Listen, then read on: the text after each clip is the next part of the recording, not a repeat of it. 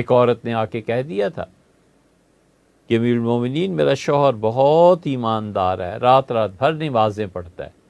حضرت عمر رضی اللہ عنہ کا اللہ برکت دے تمہیں اور تمہارے شوہر کو، بہت اچھا ہے۔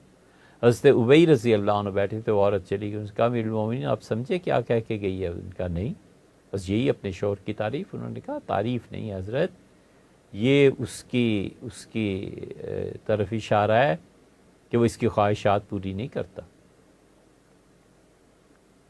سیدنا عمر رضی اللہ عنہ نے کہا کہ اگر عورت دعوت دے شوہر کو اور شوہر اس کی خواہش پوری نہیں کرے گا، ہم اسے سزا دیں گے۔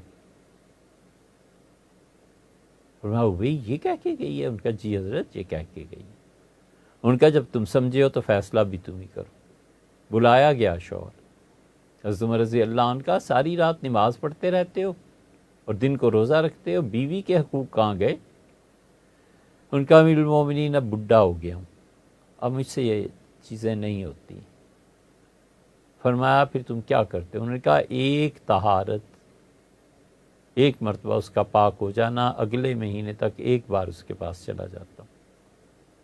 تو حضرت عمر رضی اللہ عنہ کا بس یہ کافی ہے۔ اس خاتون کو بھی سمجھایا، فرمایا یہ کافی ہے، ایک آدمی کی صحت نہیں ہے تو اس کا کیا کیا جائے۔ ایک ایسے ہی کیس آ گیا تھا اور اس میں 1 سال کی مہلت دی تھی۔ فرمایا سال بھر کے لیے جاؤ، علاج کراؤ، وگرنہ اس لڑکی کا حق ضائع نہیں ہوگا، ہم تمہارا نکاح باطل قرار دیں گے اور اس بچی کو دوسرا نکاح کروا دیں گے۔ بہت حساس